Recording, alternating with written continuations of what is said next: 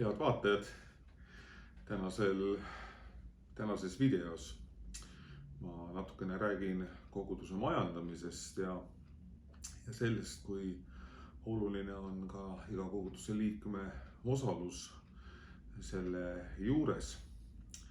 Seda küsimust ikka aeg-ajalt on esitatud, et kui palju peaks liikme annetust maksma ja kindlasti tekib ka ju inimestel küsimus, et mis selle rahaga siis koguduse juures tehakse, kui palju siis koguduse tegevust just nimelt liikmeannetustest toetatakse ja kui palju siis me kuskilt väljaspoolt näiteks mingit abi või toetuseid saame.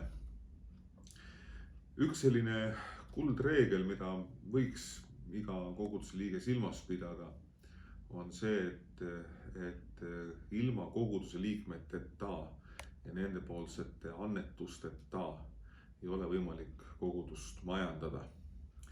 Me Kaarli koguduses oleme natukene sellises paremas olukorras võrreldes paljude Eestimaa teiste kogudustega.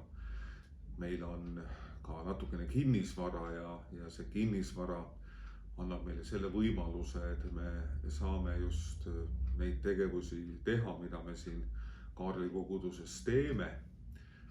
Meil on koguduse palgal 14 töötajat, kellest on osa koorijuhte, loomulikult kelle koormus on ka sellest tulenevalt väiksem.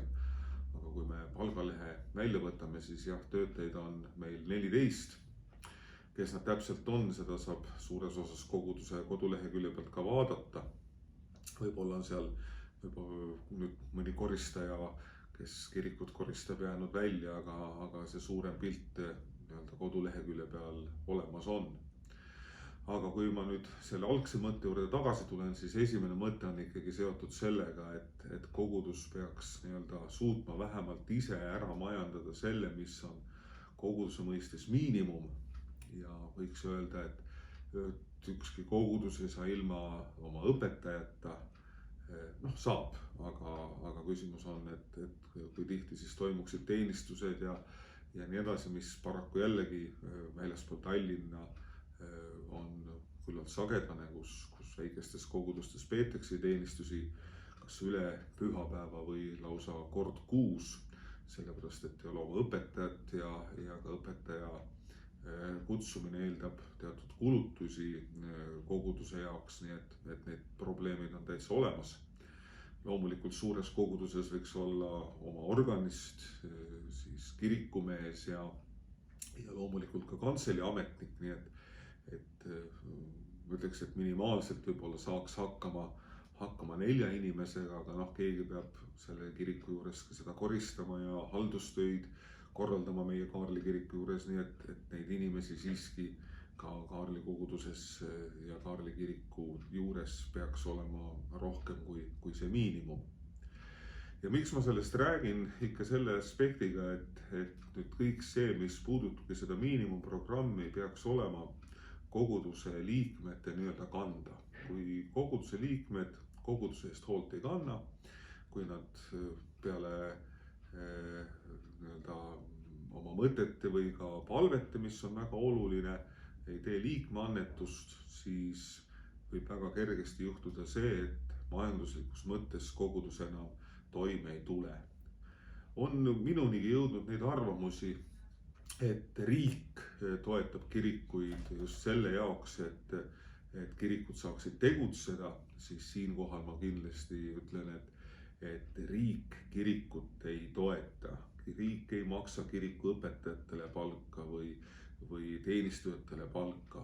Et meie koguduse mõistes see, mida me oleme riigilt saanud, siis tegelikult võiks ütelda, et veel täpsemalt Tallinna linnalt saanud riigi sellist vahetut toetust meie koguduse jaoks ei ole väga palju olnud, kui siis siin pandeemiaga seoses on riiklikud toetust tulnud seoses sellega, et kirik oli kinni, ei saanud pidada teenistusi, et siis selle jaoks on eraldatud, aga Tallinna linn konkreetselt aitab ja on aidanud viimastel aastatel siis kiriku remontide juures, olgu ta siis orel või viimased aastad ka siis välistööde juures ja sel aastal näiteks ka siis fassaadi korrastamine, sokli osa korrastamine peaukse juures, 2 akna korrastamine ja samuti ka kiriku kellasüsteemide väljavahetamine.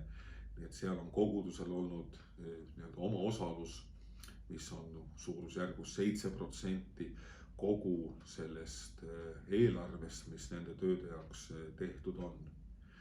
Nüüd selle liikmeannetuse juures ei ole mitte ainult palgafond, vaid liikmeannetuse juures on ka see, mis puudutab kiriku ülalpidamist.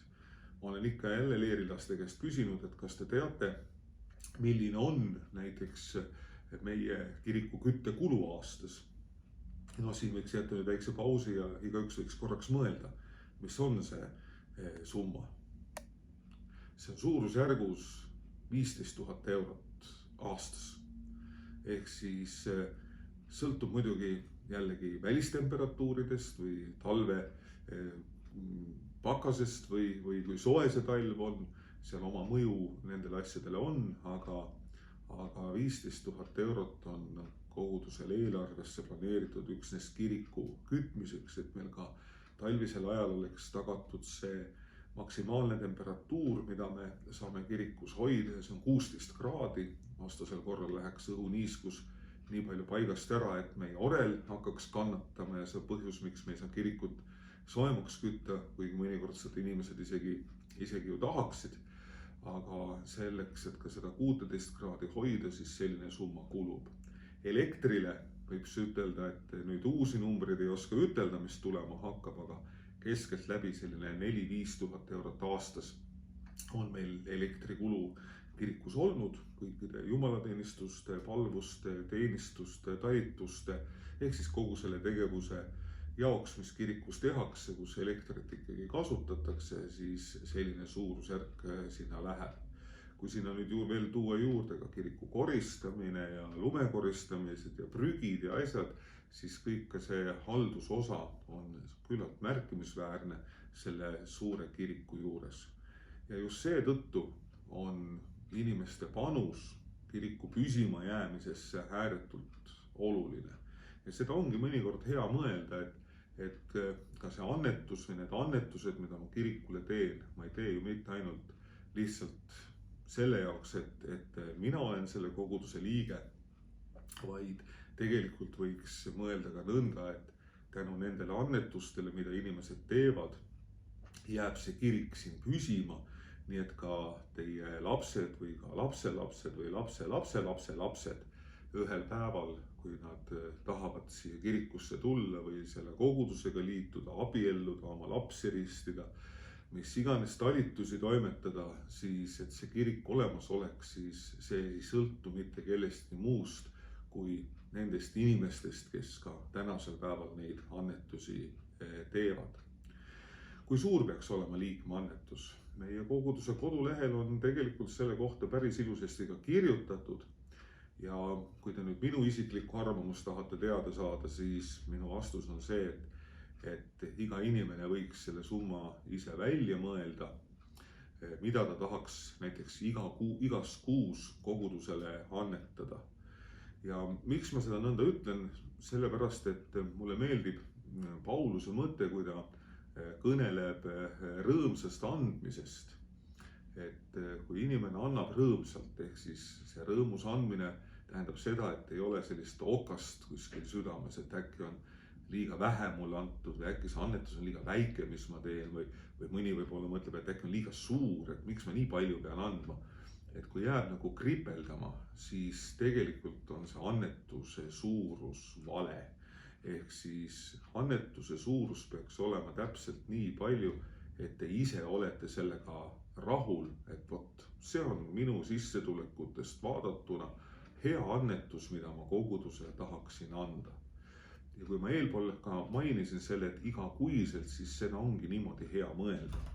Et üks asi on see, kui ma teen aastas ühe korra annetuse, aga kui teha see igakuuliselt see annetus, siis aitab see esiteks kaasa selleks, et et see summa kokkuvõttes on suurem, aga teisalt ka see oma eelarves planeerimine just nimelt, et ma annan iga kuu, vaatamata sellele, et on keerulisemad ajad või hirmud tulevad pääl, et ma ikkagi iga kuu ka midagi annan ära, sest et iga annetus, mis tehakse, isegi meil kirikus öeldakse mõnikord, et Jumal õnnistagu igat lahket annetajat, et selline arusaam on olemas, et kui sa annad väljapoole või sa annad ära midagi, siis tuleb sellele asemele ka midagi. See ei pruugi tähendada, et rahaliselt, aga inimese sellise heaolu või rahulolu mõttes kindlasti see oma märgi ka inimese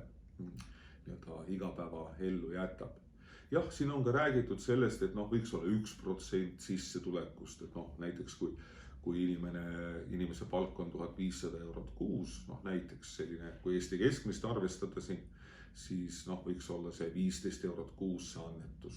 Aga on neid inimesi, kes on võtnud ka eesmärgi, et nad maksavad näiteks 10% annetusteks, nii nagu piiblist võiks selle kohta juhiseid leida, et 10 maksta, siis võiks öelda, et jah, peaks olema 150 eurot kuus. Me ei ole siin koguduses seda nüüd eriliselt välja toonud, aga alati oleme ka rõhutanud, et võiks see number olla ühest ikkagi natukene kõrgem, aga see juba on, nagu eelpool ütlesin, iga inimese enda südametunnistuse oma sellise annetuse tahtmise või tahte kohaselt siis kujunev.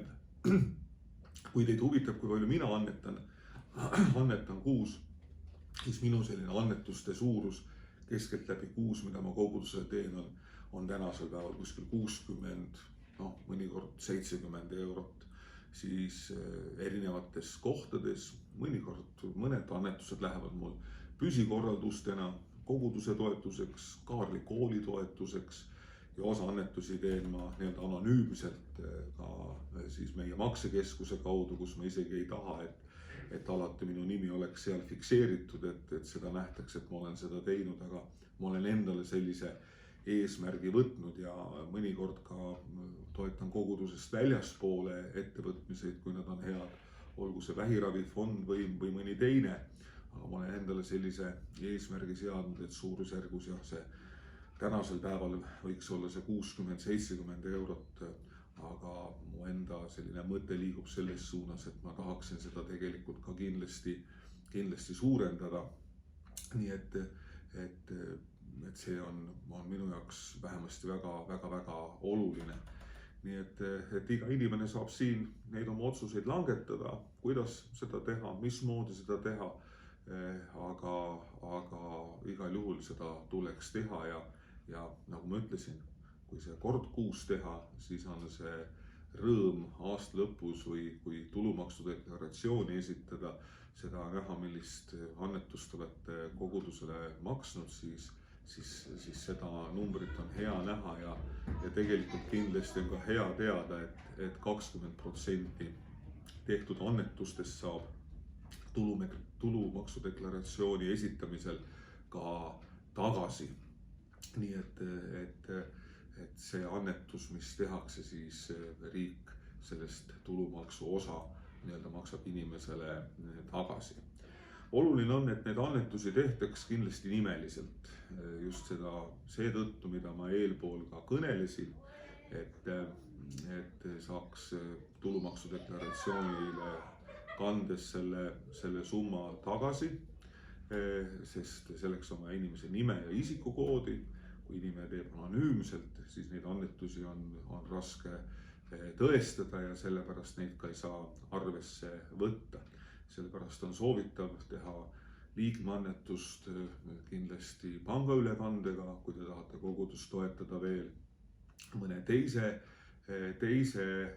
annetusega, siis ka see, mida saab teha panga kaudu, on selgelt fikseeritav ja tuvastatav ja seetõttu ka kindlasti Maksuameti mõistes ka tõestatav.